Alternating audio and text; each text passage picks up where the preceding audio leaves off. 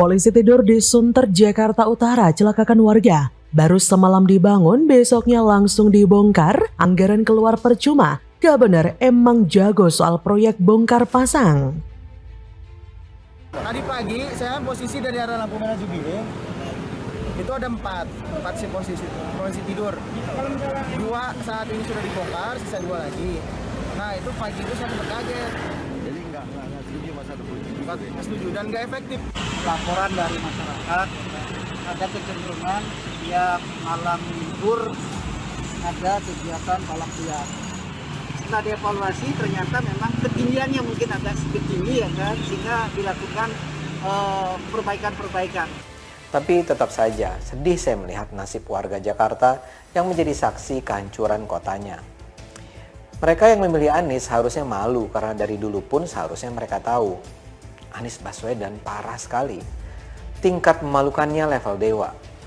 Tapi apa yang terjadi di era Anies ini luar biasa memalukan.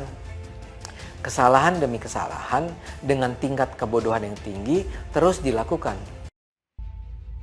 Dilansir dari laman tempo.co, sebuah video viral di sosial media menayangkan beberapa pengendara motor terjatuh saat melewati speed bump atau polisi tidur yang dicat mirip zebra cross. Polisi tidur itu berlokasi di kawasan Danau Sunter, Jakarta Utara. Pada video yang viral di akun @infojkt24 Instagram, terlihat satu pengendara motor yang tergeletak di pinggir jalan. Ia tampak kesakitan saat berada di trotoar usai terjatuh setelah melewati speed bump tersebut. Dari video viral tersebut memperlihatkan kondisi speed bump yang dicat dengan warna hitam dan putih. Secara kasat mata, speed bump itu mirip sekali dengan zebra cross biasa. Keberadaan speed bump yang mirip zebra cross itu membuat pengendara motor yang melintas diduga tertipu hingga berjalan seperti biasa saat sepi. Para pemotor itu juga tidak mengurangi laju kendaraannya karena mengira yang ada di depan mereka bukan polisi tidur atau speed bump. Keberadaan polisi tidur yang baru dibangun untuk mencegah aksi balap liar di Jalan Danau Sunter Selatan, Tanjung Priok, Jakarta Utara justru kerap mengakibatkan sejumlah pemotor mengalami kecelakaan. Kata perekam video seperti pada postingan yang diunggah Kamis 25 Agustus, bahaya banget sumpah, bikin orang jatuh semua. Udah banyak yang jatuh, itu bahaya banget, sumpah. Tidak mau ketinggalan, salah satu akun Twitter @igit_0403 pun mencuitkan, kalau nggak ngibul hoax ya bongkar pasang. Bocil @mdy_asmara1701 paham? Sepertinya komentar dari warganet tersebut menyenggol sang gak benar beserta dengan pemujanya yang demen banget ngibul dan juga bongkar pasang. Karena polisi tidur yang baru dibangun pada Rabu 24 Agustus malam langsung dibongkar pada Kamis 25 Agustus siang. Saya sungguh heran, beberapa pembangunan di Jakarta memang seringkali sifatnya cuma bongkar pasang, seolah itu adalah mainan Lego. Terkesan apa yang dilakukan Anies dan juga bawahannya adalah sembrono, gak pakai analisa mendalam, gak ada kajian kuat, tidak punya rencana jangka panjang dan survei kelayakan apakah itu memang dibutuhkan atau hanya memboroskan anggaran. Anies seolah tidak bisa membedakan mana yang benar-benar dibutuhkan dan mana yang sekedar jangka pendek atau buat gegayaan agar terlihat bekerja. Boros anggaran berkali-kali tapi masih nggak malu. Kembali pada berita polisi tidur tadi yang akhirnya dibongkar. Video yang memperlihatkan pembongkaran polisi tidur ini juga viral seperti diunggah akun Instagram @seputar.suntar. Dalam video tersebut terlihat para petugas berseragam kuning dari suku Dinas Bina Marga Jakarta Utara membongkar polisi tidur dengan alat-alat tertentu. Selain menggunakan bor, polisi tidur tersebut juga dihancurkan dengan menggunakan cangkul. Hasilnya berdasarkan pantauan Tribun Jakarta, di lokasi pukul 15.50, polisi tidur itu pun sudah tidak terlihat lagi. Kendaraan yang melintas di Jalan Danau Sunter Selatan pun tampak melaju bebas, sebagian bahkan kebut-kebutan. Dinas Bina Marga DKI Jakarta telah selesai membongkar polisi tidur di jalanan dekat Danau Sunter, Jakarta Utara. Tidak hanya satu, tapi juga 4 polisi tidur sudah selesai dibongkar. Pengerjaan pembongkaran selesai menjelang pukul 21 WIB. Keempat polisi tidur itu ada di Jalan Danau Sunter Selatan, Tanjung Priok, Jakarta Utara. Salah satu polisi tidur itu sempat viral pada siang tadi lantaran mengakibatkan sejumlah pengendara sepeda motor terjatuh. Terlihat bekas polisi tidur yang dibongkar meninggalkan luka pada aspal. Nantinya lokasi bekas polisi tidur itu akan dibangun gundukan kecil-kecil yang berderat. Habislah anggaran keluar untuk bangun polisi tidur, baru semalam dibangun malah sebabkan petaka. Besoknya langsung dibongkar pula. Sayangnya anggaran yang sudah keluar gak akan pernah kembali lagi. Boros benar. Bagaimana menurut Anda?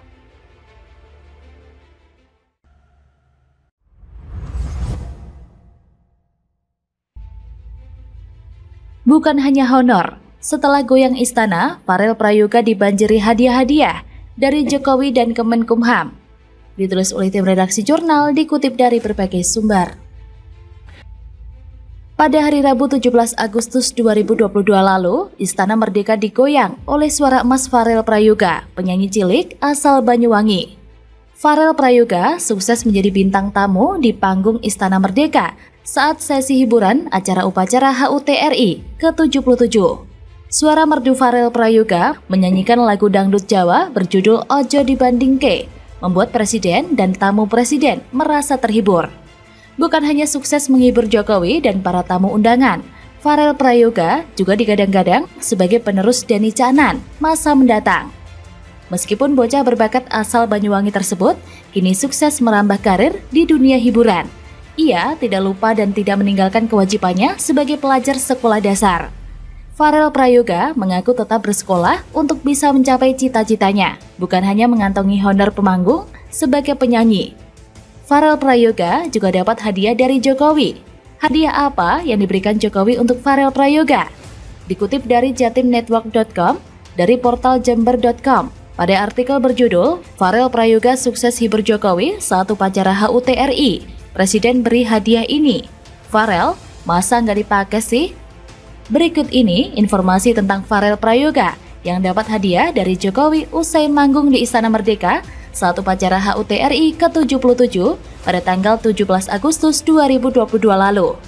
Menurut Farel, dia diberi sepeda gunung oleh Presiden Jokowi. Farel Prayoga pun menceritakan tentang kronologi pemberian hadiah sepeda yang diberikan oleh Jokowi kepadanya setelah manggung di acara upacara HUT RI ke-77 lalu. Menurut Farel, sepeda tersebut diberikan kepadanya lewat paket yang dikirimkan langsung ke rumah Farel. Farel Prayoga mengaku kepada para wartawan yang mewawancarainya bahwa sepeda gunung pemberian Jokowi akan dipakai untuk berangkat ke sekolah. Penyanyi cilik asal Banyuwangi itu menceritakan kronologi pemberian hadiah dari Jokowi saat dirinya ada di Istana Merdeka Jakarta. Pada saat itu dia sedang istirahat, namun tiba-tiba dia dipanggil untuk bertemu dengan Jokowi. Di waktu yang bersamaan, dia melihat sepeda yang ternyata diberikan langsung dari Jokowi kepadanya. Tidak bisa berkata-kata, karena mendapat hadiah dari orang nomor 1 di Indonesia. Farel Prayoga pun meluapkan kebahagiaannya itu dengan tingkah lucunya, dengan lompat-lompat tanda bahagianya. Bahkan bukan hanya Presiden Jokowi saja yang memberikan hadiah. Menteri Hukum dan Hak Asasi Manusia, Yasona Lauli, juga mengukuhkan Farel Prayoga sebagai duta kekayaan intelektual kategori pelajar.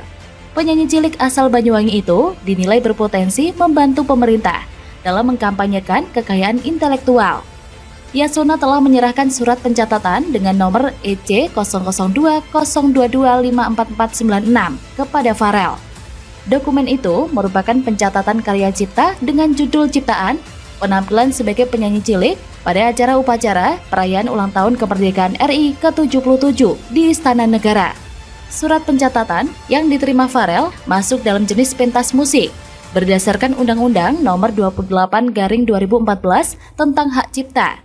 Pentas musik adalah suatu pertunjukan musik langsung di depan penonton. Sebelumnya, Yasona mengatakan kekayaan intelektual yang sudah didaftarkan bisa dilindungi oleh negara. Ia juga menekankan sisi ekonomi dari pendaftaran kekayaan intelektual. Dia juga mewanti-wanti jangan sampai kekayaan intelektual direbut pihak lain dan memicu konflik. Pendaftaran ini juga dianggap sebagai pencegah adanya masalah gugatan dan lain sebagainya. Yasona menjabarkan bahwa Farel secara resmi mengantongi hak kekayaan intelektual atau HAKI atas pertunjukannya di Istana Negara ketika membawakan lagu Ojo Dibandingke. Oleh karena itu, menurut Yasona, Farel berhak menerima royalti atas setiap penggunaan video pertunjukan itu oleh pihak lain. Yasona menghimbau agar pihak-pihak lain membayar kepada Farel ketika hendak menggunakan video pertunjukan tersebut. Dia melarang seluruh pihak sembarangan mengutip video Farel karena hak ciptanya sudah dilindungi undang-undang.